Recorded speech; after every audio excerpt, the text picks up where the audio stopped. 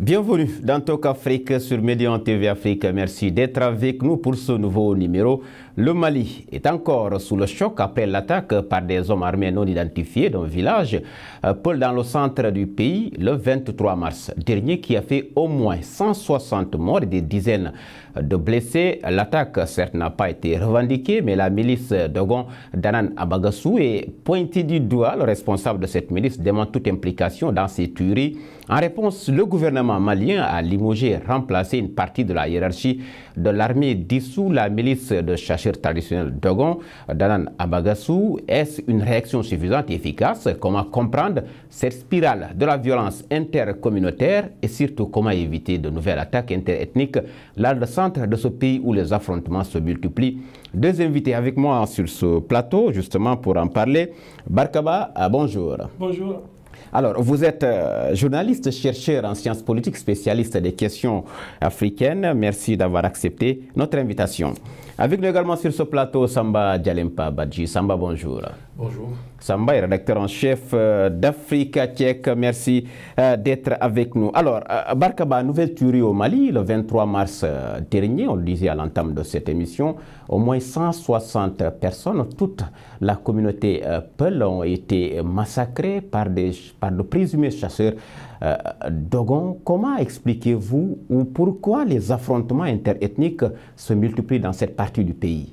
Mais parce que tout simplement, ce massacre n'est pas tombé ex nihilo. Peut-être c'est l'ampleur du carnage cette fois-ci qui a interpellé et ému, surtout les images terribles d'enfants, de femmes, de vieilles personnes tuées de la manière la plus atroce ont fait que ce carnage a semblé être le carnage de trop, le massacre de trop, mais malheureusement c'est le lot quotidien, presque quotidien, où il ne se passe pas une semaine au Mali sans qu'il y ait des assassinats dans telle ou telle communauté.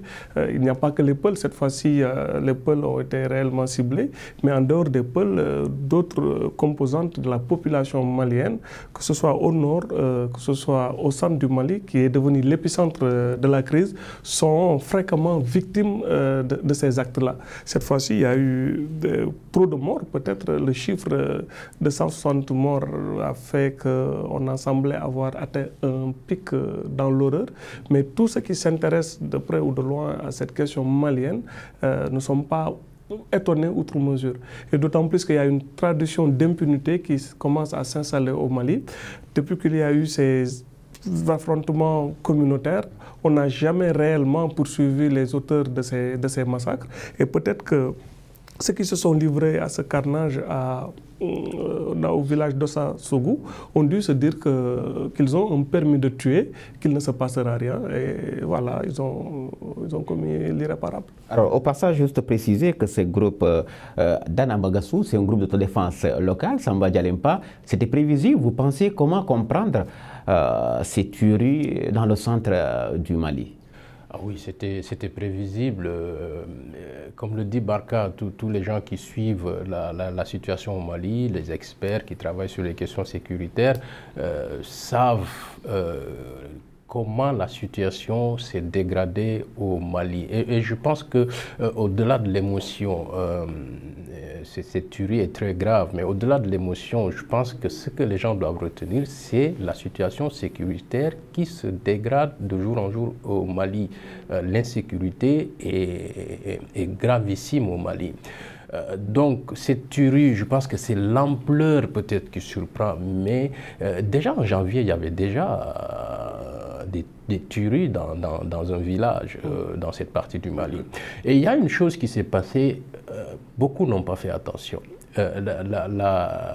Cette milice d'autodéfense, le 20 mars, a sorti un communiqué pour dire qu'elle allait reprendre ses patrouilles pour sécuriser les villages Dogon qui sont souvent attaqués.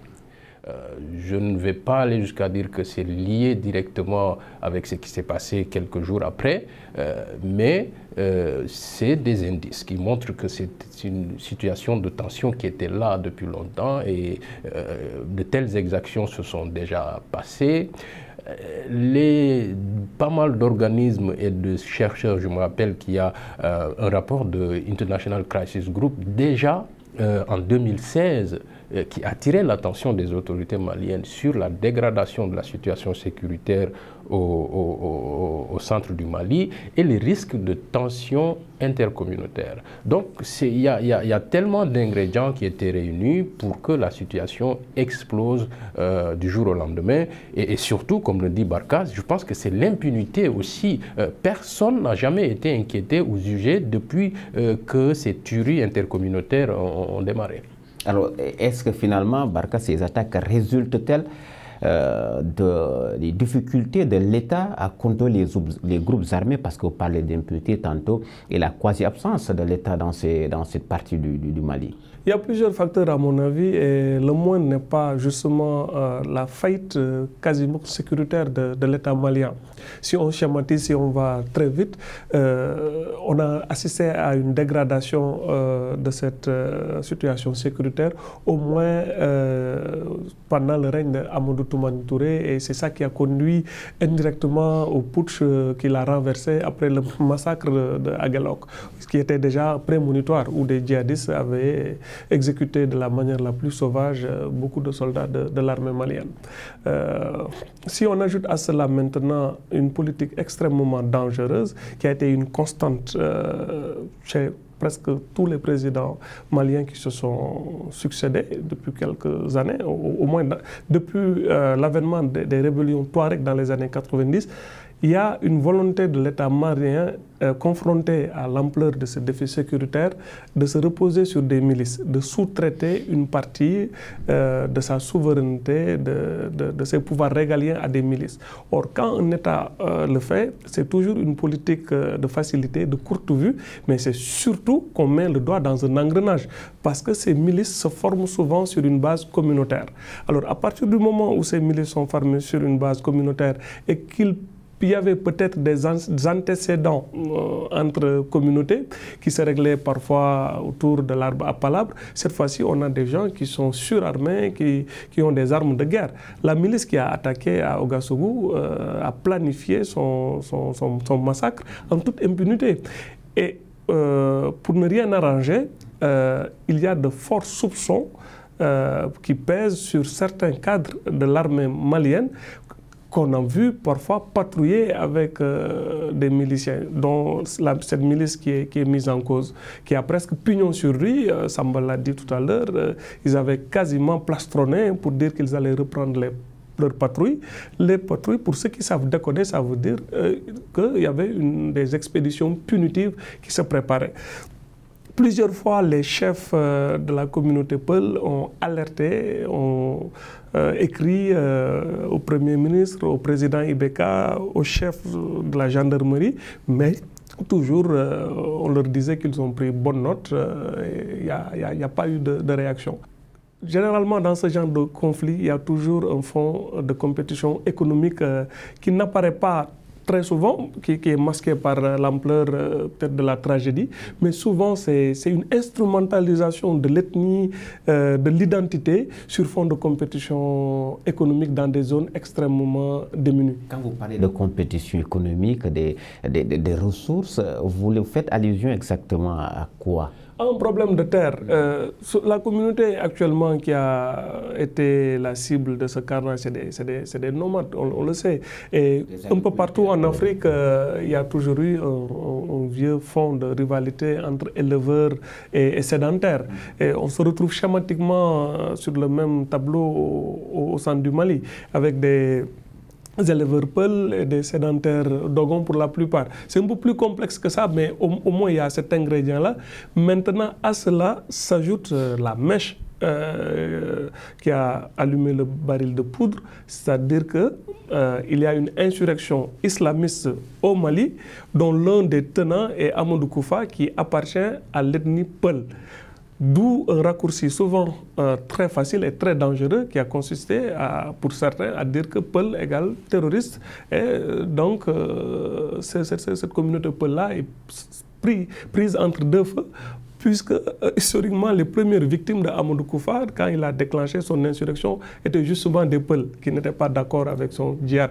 Il a commencé par éliminer tous les chefs Peuls dans beaucoup de villages qui n'étaient pas d'accord avec son insurrection djihadiste. Donc du coup, vous avez cet amalgame de compétition, de rivalité ancestrale entre sédentaires et éleveurs et de l'absence de l'État central malien qui a allumé le baril de poudre. Alors, Samba Djalimba, finalement, quelles peuvent être les conséquences directes de ces attaques qui se multiplient, notamment dans les pays voisins?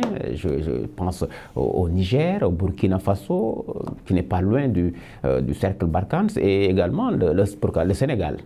Oui, non, je pense qu'il y a évidemment des raisons de craindre qu'il y ait éventuellement des répercussions dans d'autres pays, mais bon, il ne faudrait pas non plus être hyper alarmiste. C'est vrai que quand on regarde un peu la sous-région aujourd'hui, elle est complètement devenue une sorte de cercle de feu. On a le Burkina Faso, où il faut aussi rappeler qu'ils ont plus ou moins un problème de milice. Peut-être que ça n'a pas encore pris l'ampleur du Mali, mais les gens n'arrêtent pas d'attirer l'attention des autorités pour leur dire « vous ne pouvez pas sous-traiter la sécurité à des supplétifs. Laisser des milices d'autodéfense s'armer et faire la loi dans le pays, vous ne devez pas accepter. » Mais de façon globale, ce qu'il faut retenir, c'est que nous sommes dans une sous-région aujourd'hui qui est une sorte de cercle de feu où il faudrait, à mon avis, que les États prennent conscience de l'ampleur du problème. Malheureusement, j'ai l'impression que les États n'ont pas pris toute la mesure de l'ampleur du problème, ou ne se fatiguent pas à chercher la solution et laissent à d'autres apporter la solution. Parce qu'aujourd'hui, qu'est-ce qui se passe dans le Sahel? Qui est en train d'apporter des solutions aux problèmes sécuritaires au Sahel? C'est des étrangers, c'est Barkhane d'abord, ensuite on a maintenant l'armée, des Italiens sont arrivés, les Allemands sont là, les Américains sont là, qui sont en train de faire la sécurité avec un agenda qui leur est propre. Nos États devraient prendre conscience de la situation, trouver une solution endogène, puisque les problèmes sont transversaux. La question sécuritaire aujourd'hui, c'est tout le Sahel, et tout le Sahel, c'est presque toute l'Afrique de l'Ouest. Et donc, il appartient aux États, et il existe déjà un cadre qui est la CEDEAO qui aurait pu prendre les devants et essayer d'apporter la solution. Alors aujourd'hui, on est dans une situation où on a une sorte de superposition ou un embouteillage des initiatives sécuritaires qui fait qu'on ne sait plus qui fait quoi. On a le G5 Sahel, on a Barkhane, on a de l'autre côté la force multinationale entre le Cameroun, le Tchad, le Niger et le Nigeria. C'est très compliqué avec toutes ces initiatives. Moi, ma crainte, c'est que cela ne fasse que exacerber la situation. Alors, en tout cas, ce qu'il faut dire, que le choc a provoqué, le choc de ces événements a fait réagir le gouvernement malien, qui a donc décidé de dissoudre cette milice et a également remplacé ou limogé une partie de la hiérarchie et les remplacer, mais également la population plutôt du Mali a accueilli cette mesure de façon un peu avec des pincettes, j'allais dire. On va voir tout cela avec notre correspondant sur place, Mohamed Danyouko. Le village d'Ogosagou, au centre du pays, a été victime du plus grand massacre de civils depuis le début de la crise en 2012. J'étais très meurtri lorsque j'ai appris la nouvelle, parce que nous avons alerté depuis très longtemps aux autorités que, attention, depuis le 28 février, que Ogosagou est sous la menace. Et la menace était très grande et que le village pourrait se faire attaquer à tout temps. Malheureusement, les autorités n'ont rien fait. Suite à ces meurtres, le gouvernement a limogé le chef d'état-major général des armées et celui de l'armée de terre. Mais des mesures jugées insuffisantes au sein des grains de la capitale. Moi, je pense que c'est le médecin après la mort. Ce n'est pas la première fois qu'il y a des tueries au centre. Il y a eu Naoudjé, il y a eu Danfagala, Il y a eu Komaga, il y a eu Koulougan. Le président a été mis à Koulougan pour dire qu'un détachement militaire permanent sera mis en place pour surveiller toute la zone. Malheureusement, ça a été un échec. Limoger les chefs d'état-major généraux, c'est une bonne chose peut-être, mais ça, c'est pas ça le problème. Et ils ne sont pas le problème. Le problème, je pense que c'est le gouvernement même en question, parce que c'est eux qui donnent des ordres.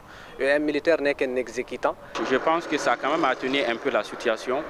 Les mesures devaient aller au-delà de ce que nous avons entendu. Une autre mesure phare a été la dissolution du groupe d'autodéfense Dogon, Dana Amassagou, soupçonné d'être à l'origine de ces massacres. La communauté Dogon se félicite de la décision, mais dit craindre pour la sécurité des populations laissées à la merci des groupes terroristes. Un cri de cœur, un appel qu'on peut lancer à l'endroit des autorités, c'est de désarmer tous les groupes armés au niveau de la région de Mopti, plus précisément au pays Dogon. Le chef de l'État, Ibrahim Boubacar Keïta, et des membres du gouvernement ont fait le déplacement sur Ogossagou pour présenter leurs condoléances à toute la nation malienne et plus particulièrement à la communauté Peul. Alors, des mesures prises à l'issue d'un conseil des ministres, Barkaba, des mesures qui consistaient à remplacer une partie de la hiérarchie de l'armée, mais également dissoudre cette milice. Finalement, cette mesure, est-elle efficace, suffisante pour régler ce problème? Efficace, j'en doute, parce que ce n'est pas la première fois que IBK procède à un remaniement de la chaîne de commandement. Cette fois-ci, peut-être que ça a pris une ampleur inédite, proportionnelle au choc et à l'horreur suscitée par le massacre de d'Ogassougou. Je pense que cela, au-delà de ces mesures-là, il y a une faille sécuritaire beaucoup plus sérieuse. C'est-à-dire que le président IBK s'est fait élire durant son premier mandat déjà sur sa réputation qu'il avait acquise et qui, à mon avis, était largement surfaite d'homme à poigne capable de prendre en charge le défi sécuritaire malien, surtout après le putsch du capitaine Sanogo. Mais on a vu que c'est allé de mal en pis.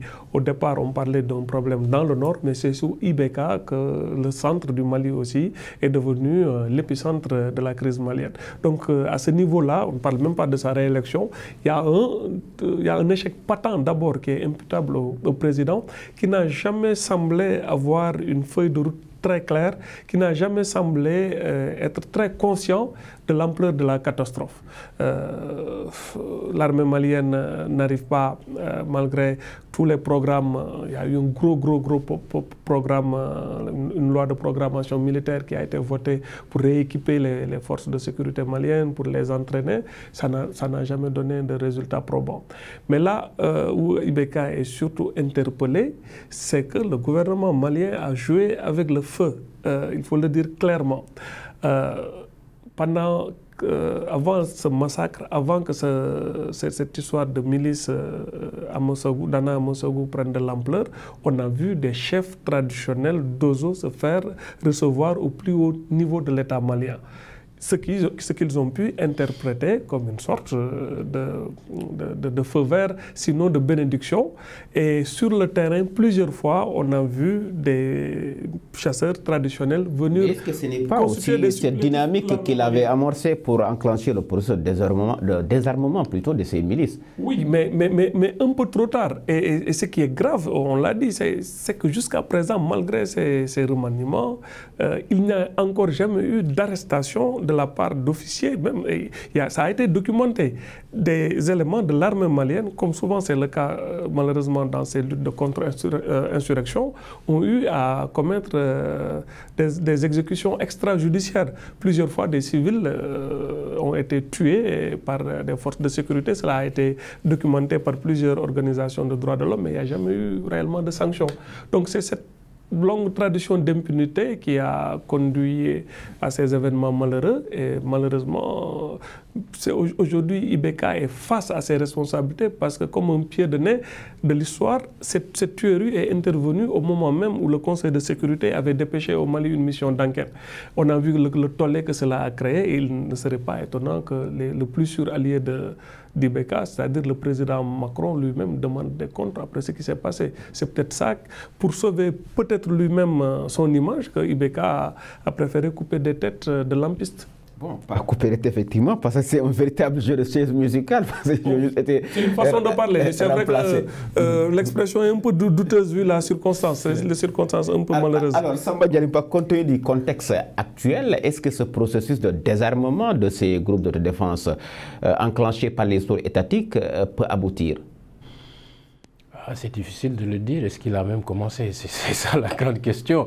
Il y a un programme de désarmement comme dans tous les pays où on essaie de mettre un terme à un conflit. Après, je ne sais pas si ça va aboutir. Mais moi, j'ai une petite réflexion sur la dissolution de cette milice. Qu'est-ce que ça veut dire? Elle est dissoute. Est-ce que ça veut dire qu'elle va être désarmée?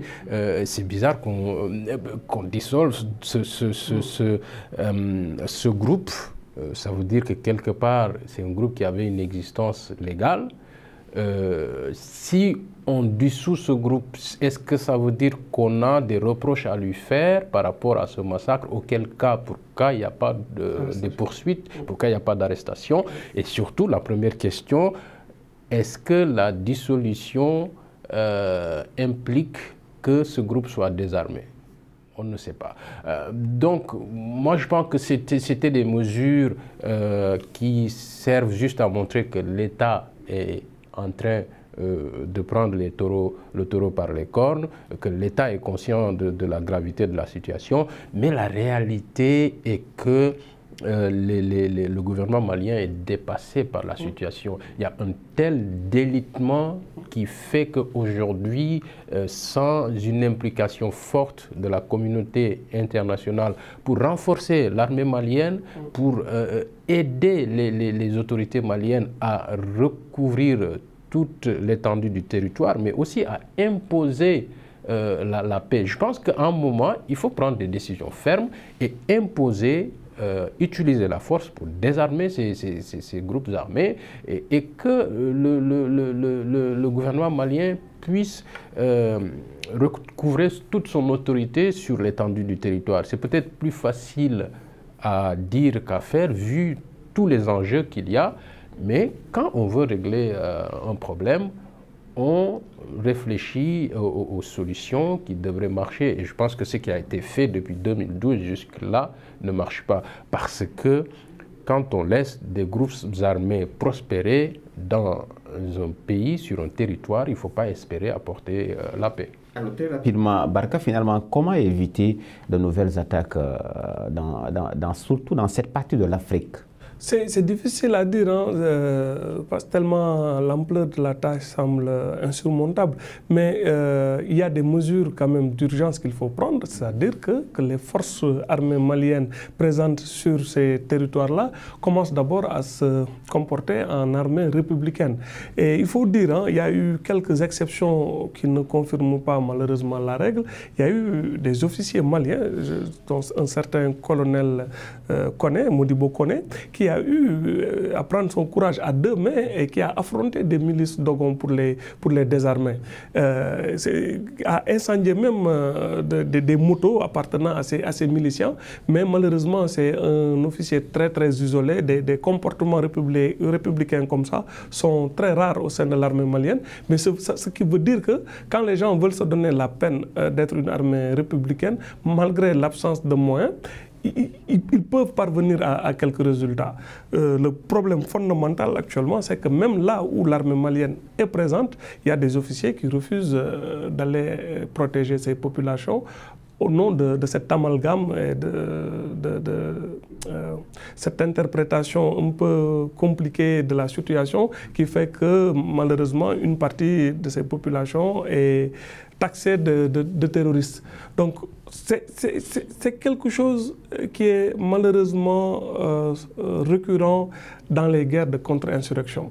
Chaque fois que une population est assimilée à des rébellions, elle fait les frais de ce genre d'exactions. On l'a vu un peu partout en Afrique, un peu partout dans le monde. Et ce n'est pas demain la veille qu'on va trouver la panacée, mais comme le disait Samba tout à l'heure, la situation est devenue tellement compliquée qu'elle dépasse l'armée malienne. Moi, je l'ai dit sur d'autres plateaux, il faut d'urgence que des forces supplémentaires sous mandat communautaire, CEDEAO ou ONU, aille épauler l'armée malienne. Ça ne veut pas dire que la solution militaire est là, elle va régler tous les problèmes, non. Mais pour le moment, il y a un problème vital de risque de contagion, presque à des relents génocidaires, il ne faut pas avoir peur de dire le mot, avec des risques de représailles auxquels s'expose la communauté Dogon, parce que malheureusement, d'autres peuvent être tentés d'exercer de la vengeance, et ce qui ne fera qu'ajouter de l'huile sur le feu et d'enclencher la machine infernale de représailles, de tueries. Il y a une urgence pour aller sécuriser ces populations-là. Merci Barkaba, c'est la fin de cette émission Talk Afrique qui avait l'honneur et le plaisir de recevoir Samba Djalempa Badji, rédacteur en chef d'Africa Tchèque, et Barka Ba, journaliste, chercheur en sciences politiques, spécialiste des questions africaines. Merci également à vous d'avoir été des nôtres. Cette émission, vous pouvez la retrouver sur notre site internet de Median TV Afrique. Merci de nous avoir suivis.